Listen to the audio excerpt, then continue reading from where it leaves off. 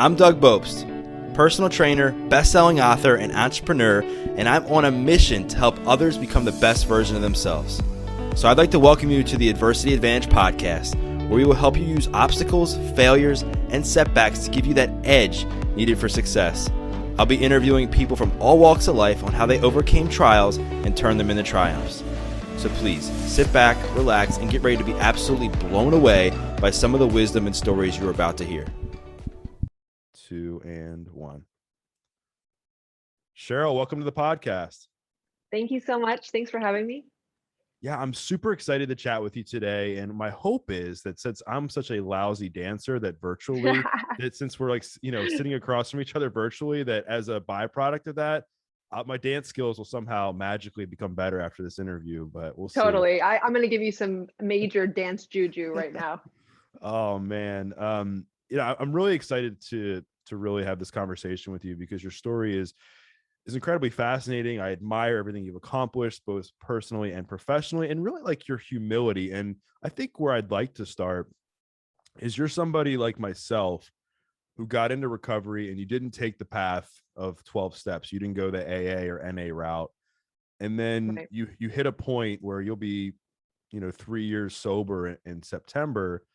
I think it was over the summer where you hit a point where you're really like, toeing the fine line. You felt like this urge that you might want to potentially drink again. And then you kind of just raised your hands up with the help of, people on your podcast and friends to say, I think I should just go give this AA thing a shot. So what was going on like a few months ago during the summertime where you really felt the need to try a different approach to your recovery? Well, first of all, thank you for your kind words. That means a lot to me. With this whole 12-step AA thing, we do a weekly podcast with my last dance partner from Dancing with the Stars, AJ McLean from the Backstreet Boys, and Renee Elizondo. And we're basically the three of us, three different generations of sobriety, right? You've got AJ, who I think is a little over a year, me being about a little over 3 years, and then Renee being sober for like 20 something years, right? And they kept talking about, like, on our podcast, not trying to like pressure me at all. It was just, that's what our podcast is about. It's about having honest conversations and sobriety. And so I was just like, they kept referring to this thing called like white knuckling or like dry drunk. And it was like, I was like, so what does that mean, boys? And it's basically like people who decide to be sober and not do the work. Now, I tend to believe that there's so many different ways of doing the work, right? Like, I have been in therapy since I was a little girl. Now, is my therapist special? Does she specialize in alcoholism or addiction? No, but this is part of the work, right? Like, in general, just being as best as you could be, right? The better version of yourself. And so I don't necessarily agree with the terms dry drunk, because why is it black or white? But I wanted to just try it out. And I feel like, going back to your question, over the summer, I kind of felt stagnant. I felt like, okay, there were certain things that were triggering me that never triggered me before. I never had that urge to drink again. And clearly it was so I can numb. I mean, I always refer to myself as a professional number, and I definitely know how to do that. I know how to do anything else but feel my feelings. And so I think I just became overwhelmed with so many feelings over the summer, with family problems and stuff like that, and personal issues. And it was just, when I know that when I'm not really working 7 days a week, like I do on Dancing with the Stars, I'm very excessive. So it's like, then I have room to, oh my goodness, feel my feelings and like live in my own shit. And it was scary. And so that made me want to drink. And then going to Hawaii with my husband, like, you just feel like you want to drink because that's what people do at cabanas and pools and stuff like that nowadays, at the adult pool, right? But then I noticed, though, too, like, because I even then envisioned myself doing that, and how much respect I would have lost for myself and my journey. And I do take pride in being sober for over 3 years. And every day that I am sober, I have a little bit more and more respect for myself, And before we recorded, I was just telling you how much respect I have for you for being Thank that you. person that, you went the alternative route and didn't go the 12-step way, which frankly, there's many people that do that, but I feel like there's a certain percentage of those people that when they hit that roadblock and their recovery program isn't working, they're so stubborn, and they're like, oh, Mm, well, AA or NA, hasn't gotten me this far, so why should I go try that now? Or I'm not an addict, or when I go in there, well, there's going to be this sense of shame. And that mm, was like one of the, not hardest, I don't want to say it was the hardest thing for me, but I went to my first AA meeting when I was like 7 years into recovery just to support a friend of mine. And it was hard for me because I didn't identify like with the addicts, because I thought that, mm, I mean, yes, do I think I have addictive tendencies, and do I think I was an addict for a good portion of my life? Absolutely. But mm-hmm. I was never somebody who was just like going to identify as a drug addict the rest of my life. I thought that was just part of my story. But I can Right. see how that helps, and it serves the AA and NA community for people that get sober through the 12 steps. So I guess what I'm trying to say is I can see how it can create some sort of disconnect. Did you Yeah. experience that at all? Well, I hate answering with a question, but do you believe addiction is a disease? Or do you believe what do you believe with that whole I thing? think addiction's a spectrum. Do I think it's a disease for sure for certain people? Absolutely. Yeah. But I think there's a lot of other underlying causes that play into that. It's like, okay, Hmm. trauma. We know you had a ton of trauma like growing up, right? And Totally. if you didn't Yes. have that, would you have gone down the rabbit hole of addiction? Like, who knows, right? Totally. Environment, stress, anxiety, just situational stuff, trying to fit in. Like, there's so many other things that go into it that By it's the way, hard. you could be addicted to running. You can be Right, addicted to great things, that are like either way. If you're excessive, I think you're an right, addict, but I'm not right, going to label people. That's not my business. right. I And think for me, go ahead. well, I was just gonna say the last thing I'll say is, but do I believe that there's a certain percentage of the population that are just hardwired to have that addictive personality, and any taste of alcohol, any taste of a drug, any taste of X, Y, or Z is going to ignite Mm, this sensation, this urge, this sense of like euphoria. right. Absolutely. Look, I think addiction, what's wrong with being an addict? I Right. actually find it quite fun because like I am like all or nothing, you know what I mean? And I Yeah. find those types of people exciting. Like I find that how do you get to your zone of genius if you're just half-assing everything or you're doing a little bit of this and then there's balance? Like I don't necessarily believe in balance, but that could be because I'm a competitor, right? And like all I've been doing is competing my whole life. So in order for you to be great at something, you have to dedicate your life and sacrifice. And I think maybe that has a lot to do with it. But who said the labels is what kills me a little bit? Like, who gives a Right. shit, Right. right? But I think with the 12-step program, going back to your question, what it has done, the benefit of that has connected me to my spirituality because Mhm. this whole God thing was really woo woo. I was a baptized Catholic, right? I come from Catholics. And that was the disconnect for me. It was so hard for me. I remember going to church and Sunday school. Like I didn't understand a word what the priest was saying. Like I just couldn't understand it. Everything was very, I don't know. I hate to say this. I mean, culty though. Like it was Yeah. just a little bit too, I was never religious, but you don't have to be religious to be spiritual, and you don't have to be religious to believe in a higher power or something greater than yourself. And I think that has been something missing in my life that I wasn't even conscious of until I did the 12-step program. Yeah, I'm so glad you brought that up, because I was wondering what did AA, or what has AA brought you that you were doing didn't, Mm, right? Because you mhm, managed to do okay, right, for like 2.5 years. mhm. So what kind of things like were you doing to keep yourself away from alcohol? I mean, were you just purely like white knuckling it just to stay away from alcohol? Were you using things like exercise, therapy, meditation? Like, what kind of things were you doing? Well, the reason for me stopping in the first place was because it was an everyday thing for me. I became so just nothing worked, right? Like I could drink literally so much Tito's and soda and lime, and that was my drink of poison of choice, that nothing would happen. And my father passed away. He was an alcoholic, passed away about 2.5 years ago, 3 years. And I made a promise to myself, and I was just like, look, I'm either going to fall down this rabbit hole and I'm going to check myself into the nearest rehabilitation center, or I'm going to just quit cold turkey. And I also knew that I never went a day without drinking. Like it was 7 days a week. My fiance, now husband at the time, was like, started to kind of like voice his concern a little bit, but I was just like, whatever. Like he was voicing the concern of like, you don't even look tipsy. Like, and this is God, how many drinks have you had?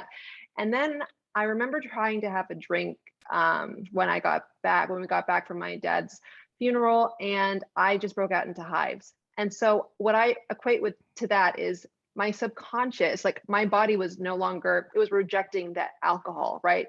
And what I was nervous was I was either going to go and try something harder and something completely different, because obviously it was a numbing device. So I made a promise to myself that I was just going to see if I can even go like 2 days without drinking. And I didn't even tell my husband at the time, right? So it was just, I don't know, it was this kind of like snowball effect. And I don't know if it's because I'm a competitor at heart, but like I was competing with like, oh, really? Can you do it? Can you actually do it? You know, like, can you do a week? Can you go sober without, can you completely not have a sip of alcohol for a month? So it was this competition I had with myself, which sounds kind of crazy. But at the end of the day, the after effects of being clear headed and being able to get so much more done and to have conversations and to want to work on myself, because I had all these voids and missing and like this emptiness inside of me that I would fill up with Tito's, instead. And it obviously isn't sustainable. So where do you think things got really bad for you? Like, do you believe that things escalated from Dancing with the Stars? Because here you are now, you're faced with tons of competition, and the pursuit can be addicting too. Like once you win that first competition, it's like it becomes addicting. It feels really good. And you're like, I need more of that. I need more of that. And you're being judged on a weekly basis. You're stressed, the amount of time and Hmm. effort. But then you have this past, right, where you experience a ton of trauma growing up. So would you say, as you look back now, what really caused the downfall with you and alcohol? First of all, I didn't drink until I moved here to Los Angeles when I was 21, right? Because I lived a very Olympian like lifestyle, right? So even though it's not an Olympic sport technically, it's still a sport, and all my life was dedicated to dancing. So when I got this job that I wasn't going to take, but it just happened to be that my ex partner slash boyfriend wanted to cheat, so he was just like, "Yeah, go to LA, go to LA." Thank God for him, because I would have not taken the job if that wasn't the case. But anyways, back to your question. It really, for me, drinking was because I had social anxiety. I still do. I still deal with that. I also was, I guess you can say that I'm a little introvert. I don't believe somebody's either introvert or extrovert. Like it's definitely in the middle, but I didn't know how to receive, as crazy as this sounds, because I can dance in front of millions of people, the attention that I was receiving when I moved here to Los Angeles. I also, it was the first time that I was independent. Ballroom is a man's sport. It's they never really, I guess, like, it's not the woman giving advice. No one really cares. It's all about, it's male driven, and it's very dominating. And I, for the first time, was being asked, like, what do you like? What do you want to do? Like these interviews, I would have to drink myself crazy before doing anything. It was just I was trying to find my own identity for the first time. I didn't even know what my favorite color was when I was 21 moving here. Wow. Yeah, I mean, it seems that you just never really had a chance to truly grow up because, No, but you yet I know, grew up too fast at the same time. exactly. That's what I mean. Yeah. You see that a lot, I think, in the entertainment industry when people start to experience stardom and fame, and they're into this environment where they're constantly getting attention and they're constantly, being lifted up, and they're just busy and they're not able to like live their lives as teenagers, as kids. And it seemed like that was the way for you. And you had all this trauma that you never Hmm. really fully dealt with. It seemed like, your parents got Yeah. divorced, your dad cheated on your mom, you were molested. Hmm. Then that led to you, having toxic relationships with Horrible boy. men, Yep. right? And Hmm. then you don't go to college, you're partying, regularly, and then you get on Dancing with the Stars when you're in your early 20s. So like you never really had time to recover from your childhood. Do you think that as you look back Hmm. now too, like, and you've done all this work on yourself, therapy, even in the 12 steps, that a lot of that was the catalyst for this void that was missing inside of you? Yeah, you bring up a great point. Actually, it's so funny. You just did that whole timeline, and for the first time, someone did that for me instead of me explaining it to them. So it's interesting to hear what it's all about, right? And digesting it. But I was always put into therapy when I was a little girl. Obviously, I had no choice, right? My mom wanted me to go to therapy. There's a part of me that I don't even remember that my life back then, right? So like all I remember, and this is what happens when someone is traumatized to a certain degree, you just forget and you don't want to remember. And I found it strange because when I would dance, and I started ballroom at 11, that was like my way to unleash whatever I was feeling without using words. So it was like therapeutic movement for me. Um, and yet I hated myself. I didn't love myself. I had sex when I was way too young. I grew up way too fast. I was constantly looking for validity from men, horrible men, that didn't treat me right. And I didn't even know where to start. I just remember partying one of the nights here in Los Angeles with a few friends, and one of my friends back then recommending that I go see a therapist. And then, so that didn't even start until I was like 24, 25. So I was just this like person with their head cut off. First of all, the fact that I could even go into a nightclub without like, having to ask my mom or my dance coach, it's like, what? This is not a healthy necessarily environment, right? Like literally all of us ballroom dancers, the OGs at least, we come here, it's like Melrose Place. I don't know, for those of you that are listening, you may not know what Melrose Place is, but like it's like we live in this big freaking beautiful place in the Palazzo, and we are just partying our faces off.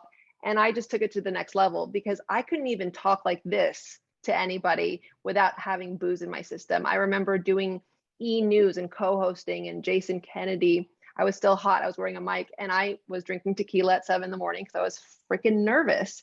And he totally, not, I don't think intentionally, he was just like, Cheryl, are you drinking tequila? And I was like, that was like I'll never forget that moment, right? Because it really put everything to perspective. Like, wow, I definitely have a problem.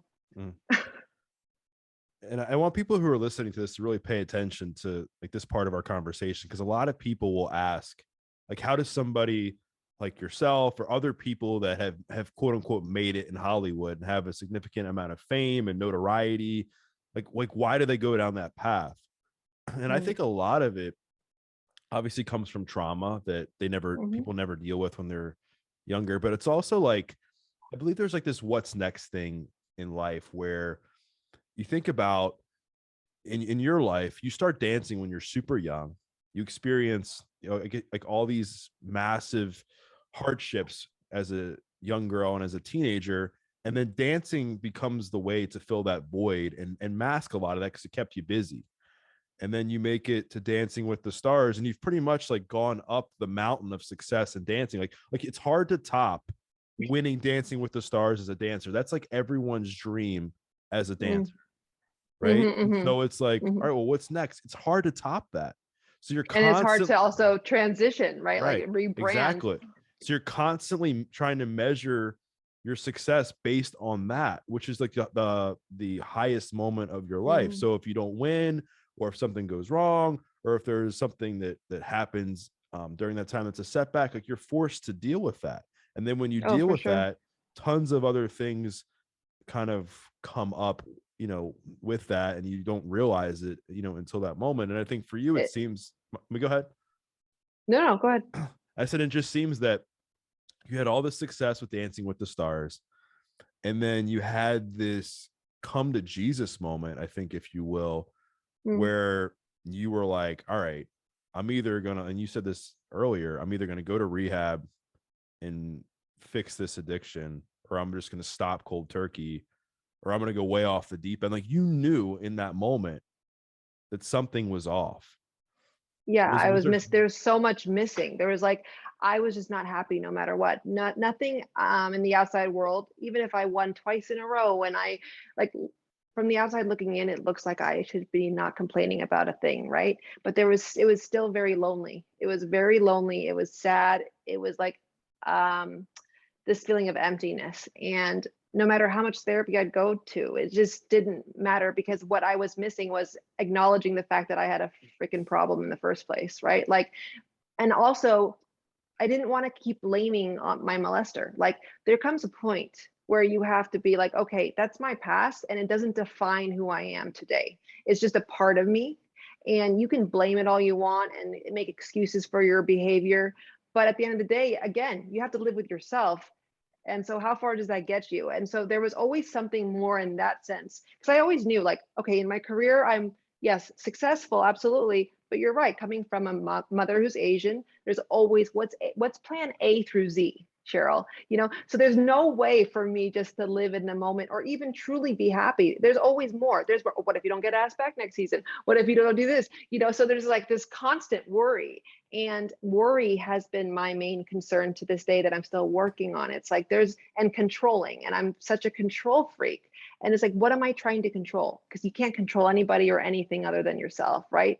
And this pandemic definitely made me really have to turn inwards because I had nothing else to do, right? I had no other distractions. Luckily, we were still able to do the show, but still, that was interesting in itself as well. But it's like there was still that itch. Like I was like, there's just something that I'm just not getting to. And it's like I had to listen to so many gurus. I mean, like it was a bunch of everybody, right? Like mentors that don't even know me that I call mentors, that really, they all said one common thing. It's like, nobody makes you happy. Nothing will make you happy. You make yourself happy. Like you need to fill in these voids. And I never knew any of this stuff.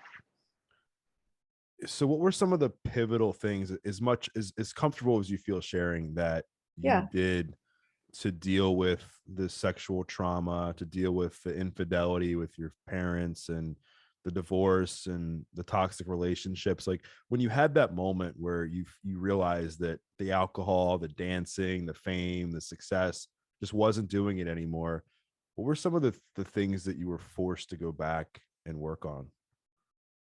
Feeling my feelings. Mm. I've been also in the Asian culture, especially in my family, it's like vulnerability equals weakness, right? So there was no this whole thing of feeling your feelings. It was so weird, but in dance I could do it because that's what you're supposed to do. You're supposed to show emotion, and it was always very organic for me. It was never put on. But like then to have to like hear my thoughts, and just recently finding out that we're not our thoughts, like stuff like that. But then that alone, just saying that I'm not my thoughts, being able to understand that has really definitely lifted off a lot of weight off my shoulders for sure. Yeah. And that's one of the things that's super common with people is our inability to be comfortable with sitting in the feelings, with feeling the feelings, because Right.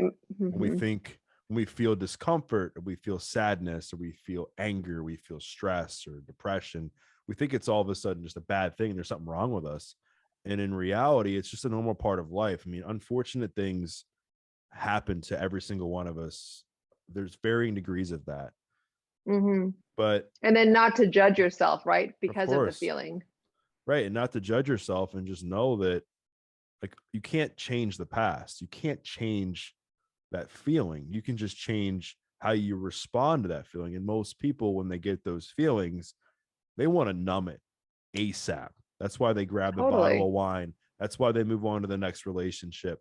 That's why they eat that chocolate cake. That's why they go to spend a bunch of money that they don't have, because they want to Mm-hmm. get themselves to feel good in that moment as fast as they can. But in reality, what happens, we all know, like, okay, when you eat that chocolate cake, you feel good for about 15 seconds. Right. And then you have And this. then you weigh yourself the next day and you're like, God damn it. Yeah, and I think it's that, but I think the bigger thing that really gets people is this feeling that they know they could have done better. They know they could have made a Or that better they think choice. that, or if they think that they can numb and it'll never come back. But let me tell you from experience, it comes back even worse. Like it's just hardcore comeback. Like it becomes to the point where you're just an angry person. Like I would lash out on people like randomly, and it's like people think that you're crazy, and then you start to believe you're crazy, but then you're realizing, wait a second, this is coming from somewhere. It's because I actually never felt whatever I needed to feel in my past for whatever reason. So what were some of the feelings that you've really had to feel over the last few years and get really comfortable with about yourself, that you feel played out into your addictive tendencies? Great question. Um, okay, well, I know this sounds crazy, but like just feeling the feeling of wanting to cry and letting myself cry. Yeah. So I've definitely would do anything to just not cry, right? Like there was that totally, for some reason, would make me really vulnerable. And if anyone knows me, and maybe this is how people perceive me, is like people think that I'm a hard ass or whatever. I have this wall up, and it's because I do have a wall up. But if anyone knows a little bit about mental health or any type of psychology behind that, it's because I'm super insecure and I'm scared and I live in fear about uncertainty. And there's so much behind it all, right? And even just knowing that, it has made me not judge as so many people, right? Like we're all going through it, whatever. Like we all have a common story. It could be different levels, different degrees.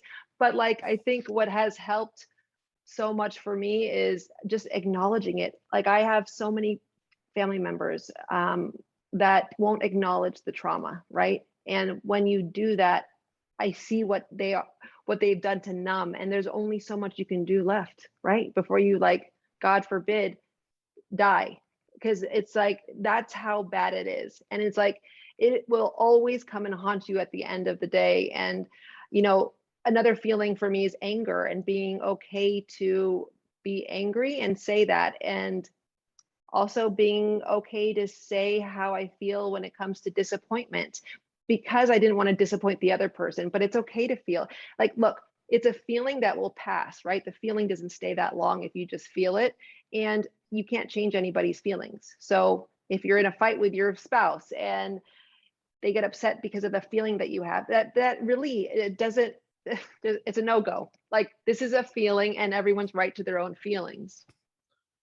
And yeah, you hit on so many good points there. And I think, feelings get this bad rap, especially like the quote unquote negative ones: anger, Yeah. sadness, depression. And they could, I mean, really, they're just signals. They're signals to your body, and they can be a good thing, right? Because Hmm. if you're Hmm. angry, it can move you to a point of action where you're like, okay, I've had enough with the way I've been eating. I'm so angry with myself that I'm going to start eating better. Or I'm so angry with the way I've tolerated this relationship in my life that I'm going to move Hmm. on.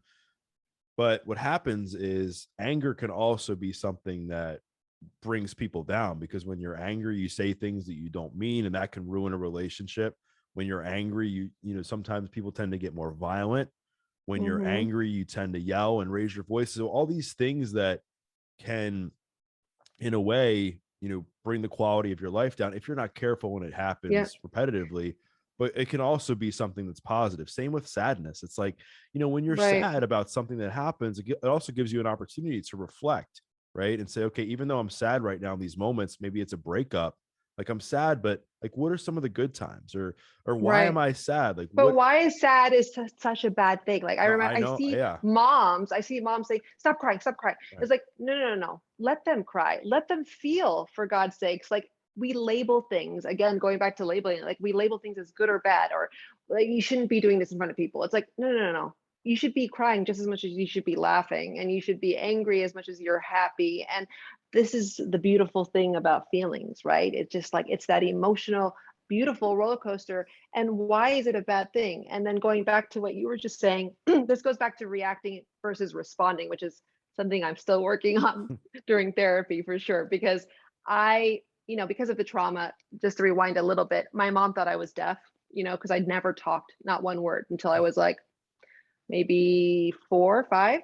And my mom took me to a hearing specialist and basically said, okay, it's probably the trauma and the divorce that she, witnessed and endured. And maybe you should take her to therapy. And I remember how there's also being 2 languages being spoken at home. I was basically raised by my nanny, who only spoke Tagalog, which is the Filipino language. My mother was busy working all the time.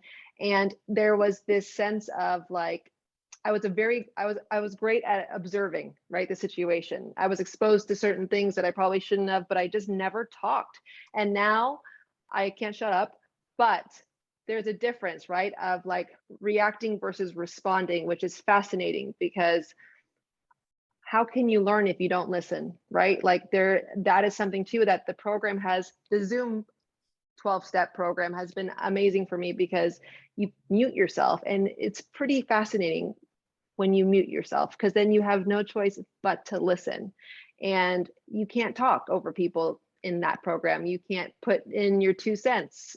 It's like you got to give everyone each their own time, individual time to talk. And it's fascinating. And I've been definitely trying to work on listening more for sure. Yeah. I don't even know why I brought that up, but anyway, there's that.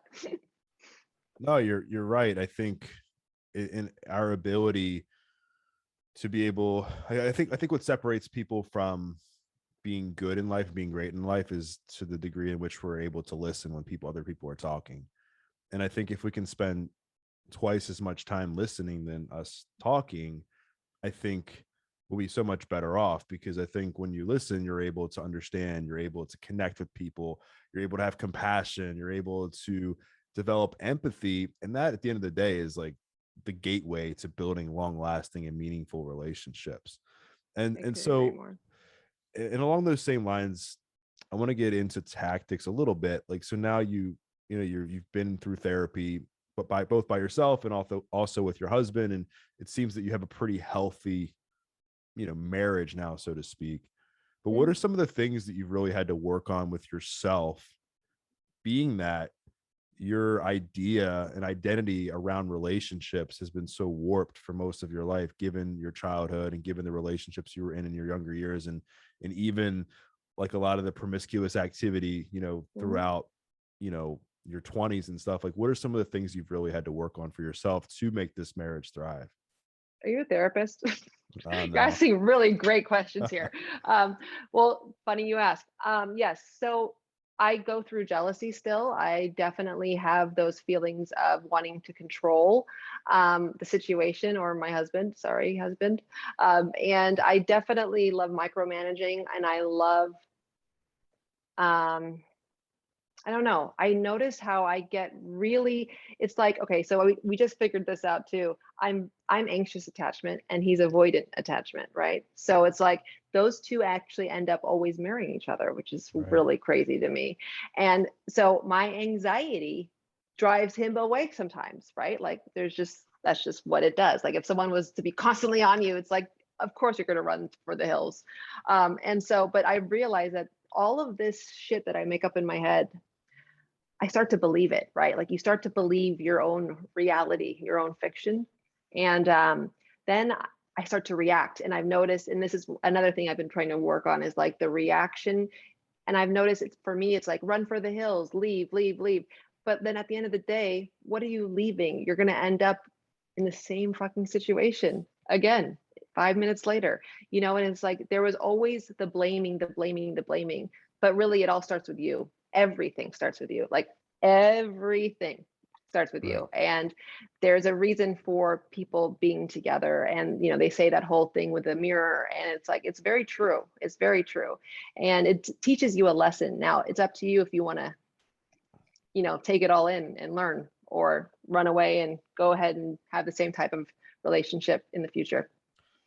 Yeah, I mean, from what I understand, the anxious and avoidant attachments, they attract each other because they're polar opposites, right? One wants to Right. be once they're alone time, and the other one like kind of likes to be all over you at times, right? Uh-huh. And like one of the common things for those listening, when you'll know like how this works, is like if somebody who's the anxious attachment will text the avoidant, and the avoidant like doesn't Doesn't respond. respond. Oh, so rude.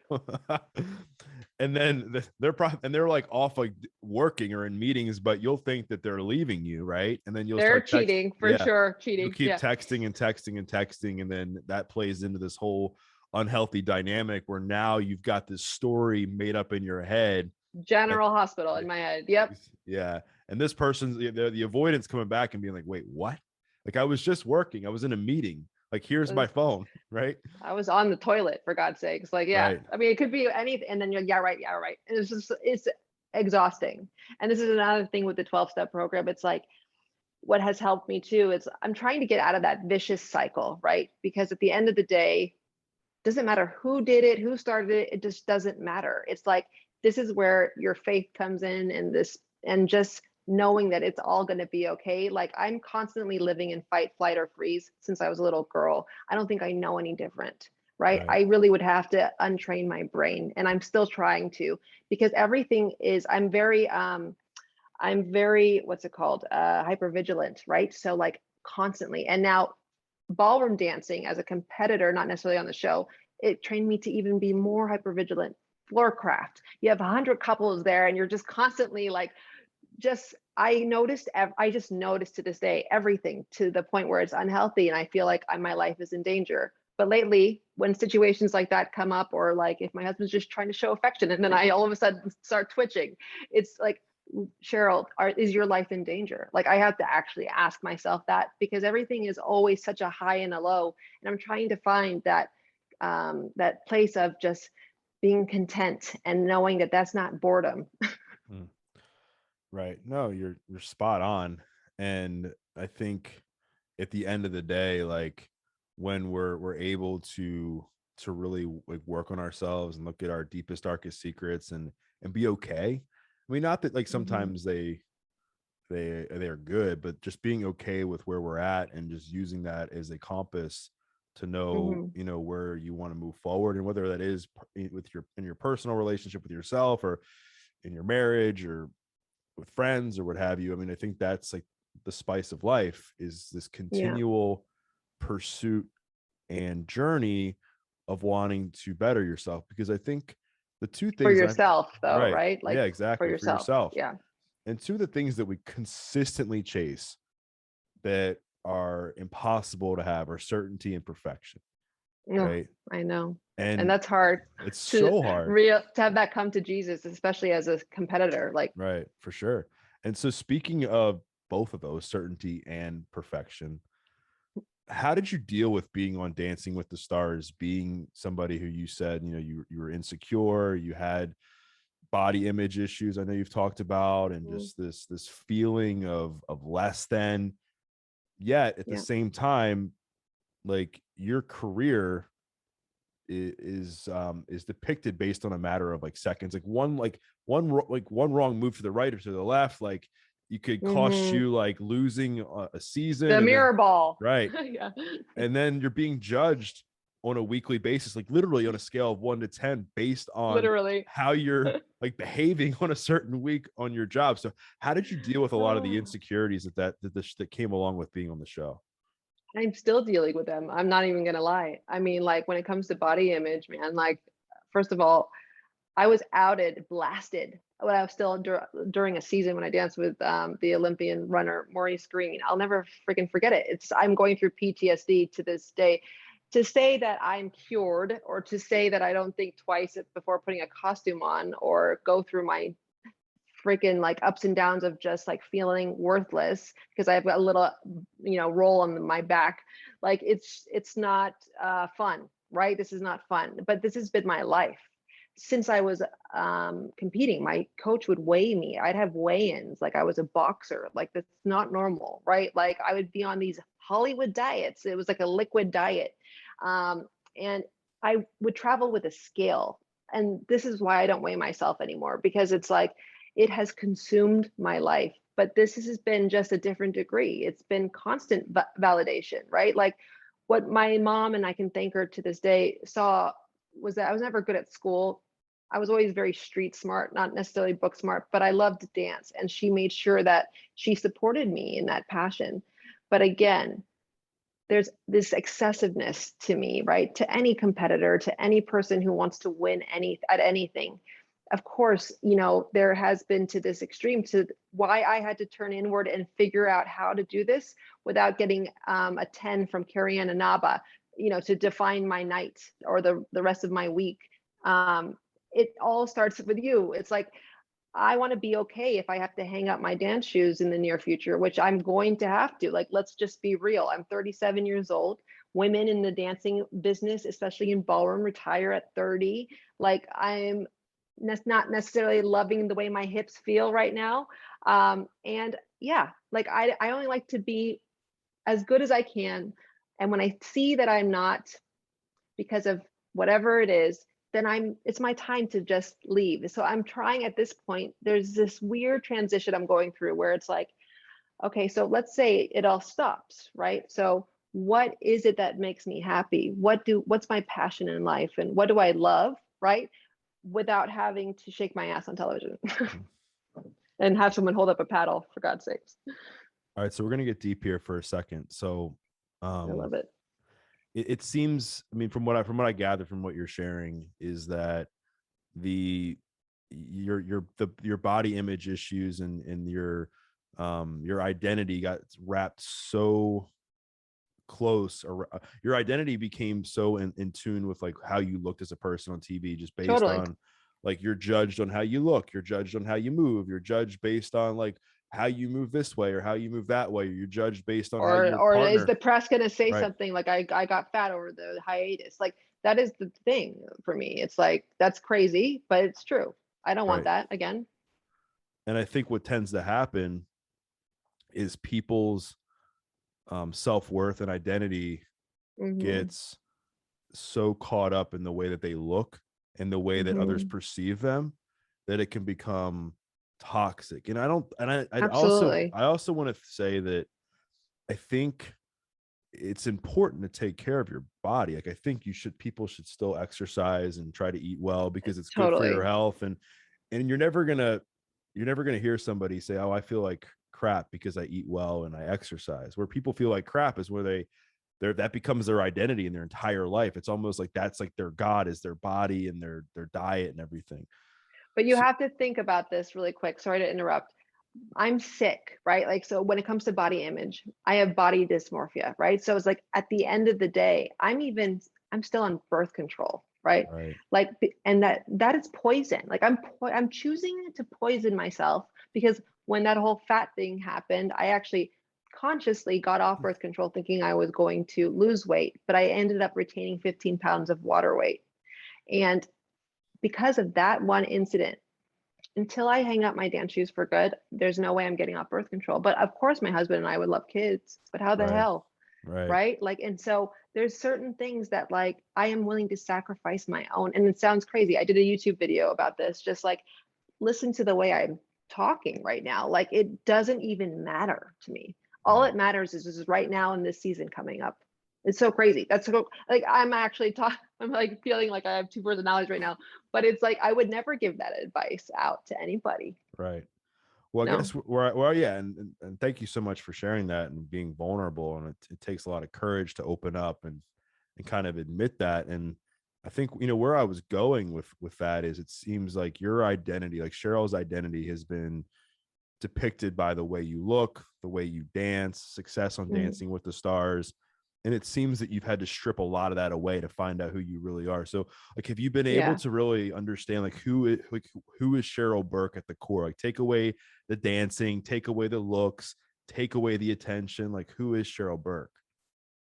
Um, vulnerable, sweet, caring, loving. I'm a great friend. I'm a great wife. I'm um, definitely, you know, loyal and um, someone who just wants to be loved and to love and to be heard and to see and all of that. Like, I just am this really quiet person who just enjoys simple things in life. Mm. Like, I can diamond paint. This is his new addiction. As I said, I'm an addict. But there's like I rhinestone a canvas and like that just brings me so much joy. You have no idea. Mm.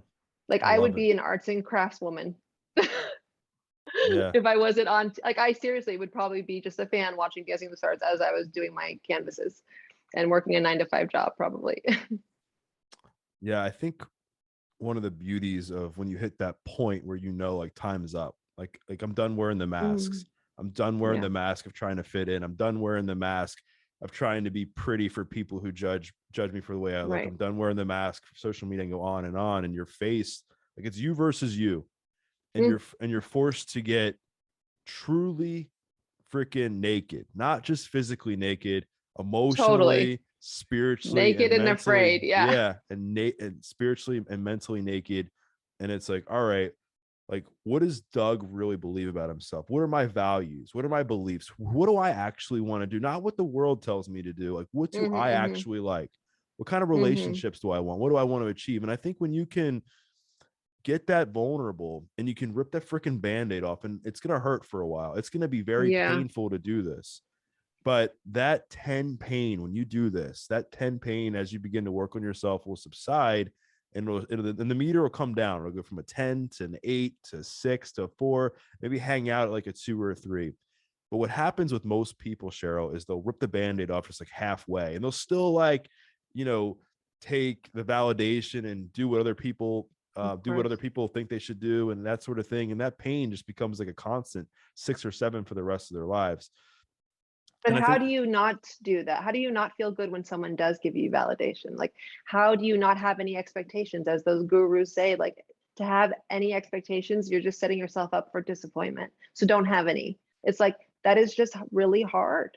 well, and I think it's not black or white. I think, see, I think validation can be great. I mean, right? I think it can be good. I think It's how you, I it's guess, how you process it. internalize it, right? I think Right. if it's what fills you up, and you're like the person who looks in the mirror and feels like crap about yourself, but you're going out on social media like taking Oh, selfies no. just for the sake of getting attention, or faking this or faking your happiness, then you're only kidding yourself, right? Yeah. And by the way, you can smell it from a mile away. I hate fake Right. people. But I think like if you're doing like a good thing and you're out there and you're grinding and you're sharing your message and you're doing good work and you're happy with the way you are inside, and somebody like pats you on the back, like, go give me more of that. Like, and it's not like Totally. you do, because you're, as long as you're not doing it for the sole purpose of getting the pats on the back, and you're doing it because you truly like it and you feel comfortable and it's like who you Right. are at your core, then I honestly I don't see a problem with that. And even better, like in service of it, like in Yeah, service of somebody other than yourself. I think that that has been something for me that has filled me up without anything materialistic, you know. yeah. But where was I going? Oh, so I want to kind of put a bow on this conversation of body image, because there's a lot of Okay. people I that know. struggle with this. There's a lot of people that their level of happiness, the way they feel about themselves, their self-esteem is built off the way they look in the mirror. So like, do you have any tips or something that you maybe done in your own journey that might help Yeah. somebody who is, despite, you know, I mean, just who, somebody who's looking in the mirror and solely basing their self-worth and their happiness based on how they look in the mirror? Well, look, I'm not going to say that I could even am qualified to give advice at the moment because I'm still working through it. But I just want everyone to know that they're not alone, first of all, right? Right. Like we all have our own struggles, but also what you see on TV, what you see in magazines, what you see on social media, that is just not real, right? It's just not real. Like, I'm sorry, you know, a society today, a size zero is what people are aiming for. And it's like, it's just not healthy. And you don't ever want to put yourself in a situation where maybe you won't be able to have kids or you won't be able to, you know, live a healthy life, even though you could have. You know, it's like you just want to feel good. And only you know what that feels like. If you feel good, then you will look good. You will look good because it's coming from the inside out, right? Yeah, for sure. And I think you're right. Like, society puts these hyper unrealistic It's expectations crazy. on the way that we should look, and it's created this facade of what happiness looks like. It's like, oh, take the selfie and be a size zero with a smile, and that's the Well, way. take this selfie and then Facetune yourself so no one recognizes you. That's even worse. It just gets worse. Right. And that becomes like an addiction in itself, because like Totally. the I'm filter. definitely an addict of it. Right. Definitely will admit that. Right. And that's where the problem, lies, right? It's not the sense that it's not the matter of looking good. It's like, okay, like, how is it impacting your life? Like I heard the definition of addiction was something like, one of the definitions, I know there's many, was continued use despite adverse consequences. Yes. And if you're continuing to take certain pictures, or you're continuing to eat a certain way, and it's negatively impacting your health and your life, then it's time to maybe take a second look at what Yeah. you're doing. And for me, it was a rude awakening, and I've talked about this before, where fitness and eating well saved me from addiction. Like, if I didn't start working out when I was in Mm, jail, I would be dead right now. And yeah, I that heard only got that. me so far, right? And I You got to couldn't do one push up. You said you couldn't do yeah, one push up. no, no, Or no, I couldn't do one push up. And I was so caught up in this idea that if I didn't, like, if I like cheated on my workout plan, or if I cheated on my diet, that I was going to automatically go back to the Doug of before, mm, because I'm so logical, I'm so like type A when it comes to mhm, that stuff, yeah. that I found myself like traveling to California when I would go for conferences with like frozen chicken and tuna fish on the plane. Wow. Yep, I And hear you. and I found myself miserable because I was like, why can't I be out eating with my friends? And why am I in the Mm, hotel by myself eating this disgusting bland chicken breast and like steamed broccoli? Like, why am I doing this? Or why am right. I somebody who thought that, Suffering. yeah, Yeah. I thought that having big biceps and having a six pack was the key to happiness. And while it's cool and it definitely can be obviously a sign of good health, if that's what fills you up on a daily basis, that cup gets empty very, Quick. very fast. Yeah, you may not have a lot of friends either. I mean, if you do, they're probably also six packers themselves, but God knows. I mean, that it is. It's very shallow. It's not to say anything. I mean, look, it's great. When I see old pictures of myself and I'm like in the best shape ever, I'm like, oh God, I still had problems then though, by the way. Like there's nothing that's going, I could be a size zero, which I'll never be. That's not my body type. But like even if I did get there, it's not going to define my happiness, right? Like you're sacrificing, my body is shaped in a curvy way. I've got hips, and if I were a size zero, I'd be doing it in an unhealthy way. And there was also a point where my addiction to alcohol, I thought for some reason, if I just drink instead of eat, then I'm going to definitely look dehydrated the next day, which means that I'll look all cut and jacked, right? Because of it's so sick. It's so sick. And it's like, it really just doesn't define you. You're right. It doesn't. Right. And that's what, if I can just leave the audience with that, in that, um, it's not like an excuse not to exercise or not to eat No. well. It's like, but when again, it came to like, Cheryl's talked about, her side of things, and I've talked about mine. It literally, I had a come to Jesus moment Hmm. where I was done. And I hit a Yeah. point in my recovery where I was like, I needed something else, because the fitness only got me so far. The vanity only got me so far. The success only got me so far. And I was forced to really address the deep rooted stuff in my life that I thought I was past. I thought it was over, just because I found some other coping mechanisms. Mm-hmm. And I feel like if you're in a place right now where you're finding yourself like addicted to the way you look, addicted to Vanity. to vanity, and you're posting pictures to get attention, or you're somebody that when people are telling you you look a certain way, like if you don't need to lose weight, but you're constantly telling yourself that you're overweight, like if you're in that place of cognitive dissonance, just know that you're not alone. And two, there's definitely resources Mhm. to help you out. Cheryl obviously is somebody who's on the forefront at talking about this kind of stuff, as are many others, because it's an Yeah, important conversation. Because this, I think, this is a stone that kind of, or this is a conversation that I think goes on like untalked about a lot, because there's a lot of shame and stigma. totally. And we have, That's the thing. And yeah, that's where it starts. It's that right, shame. It's like, Brene Brown says it great, but like, it's just no one wants to feel it. Right. But that's another feeling. It's like, you have to feel it. Because if you don't feel shame, then you definitely are a sociopath. right, It's like you have to have those feelings, but then also no, it's just one day at a time. And that's another great thing about the 12-step program. It's like, because it's fucking overwhelming. Life is overwhelming. And if you can just think of 1 hour at a time, or one foot in front of the other, or one day at a time, it just makes everything, when you make short-term goals like that, I find it to be a lot easier to achieve. yeah, absolutely. Well, Cheryl, this has been awesome. I've enjoyed having this conversation with you, picking your brain and just Thank getting you. deep about your life story and just some of the lessons, some of the things that you've learned along the way about yourself and how you're using your message and everything that you've gone through um to help other people. So like, what's next for you? You got 23 seasons on Dancing with the Stars. You've won multiple times. You're now married. You got this When is this coming out, Doug? soon. Soon. Like soon, like before September? No, after September. Okay, good.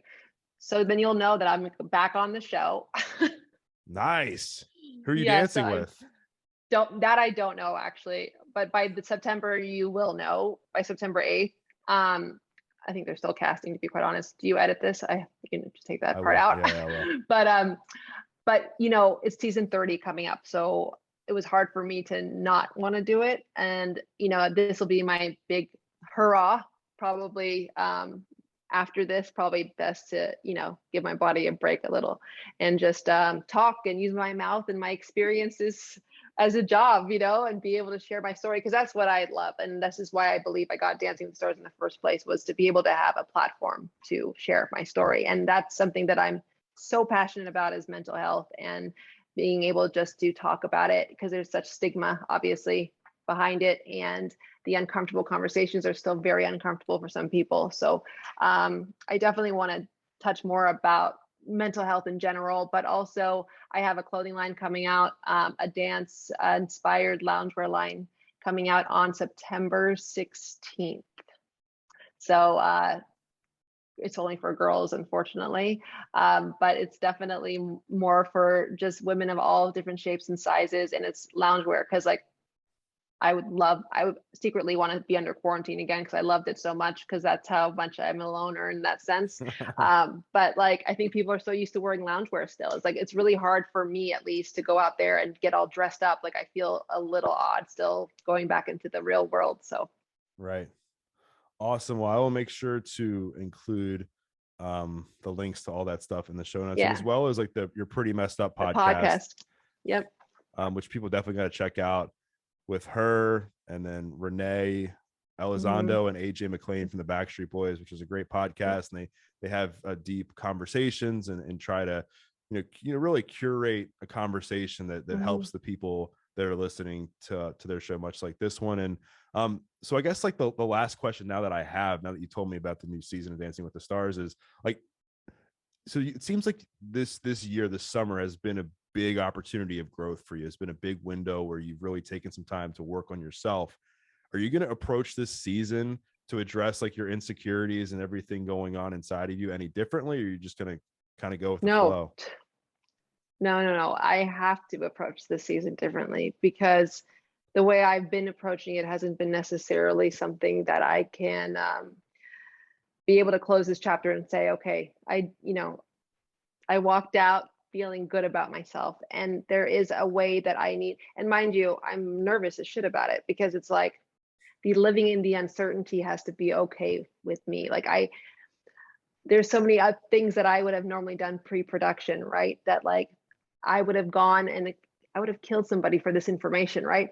But I've actually, for the first time, just let it be. Just like, I don't have any control over any of it, and just like be okay with what it is. And that's really hard, because when it comes, talk to me in 2 months from now, I have to constantly check myself, because, if I start veering that way, it's like, it's an addiction. Like, my brain only knows that way. So it's like a habit. I have to untrain it and build a new habit and new way of thinking. And that's hard.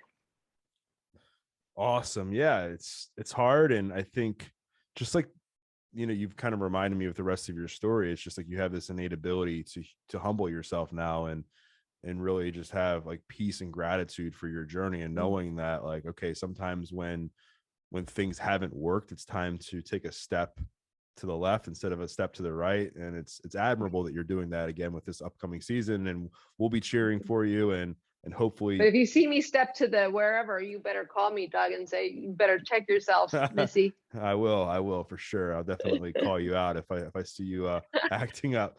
Well, Cheryl, this has been awesome. And for those listening, this is going to be an episode where you're definitely going to want to, hit the pause button a few times with different parts of Cheryl's story and her message and some of the things she talked about.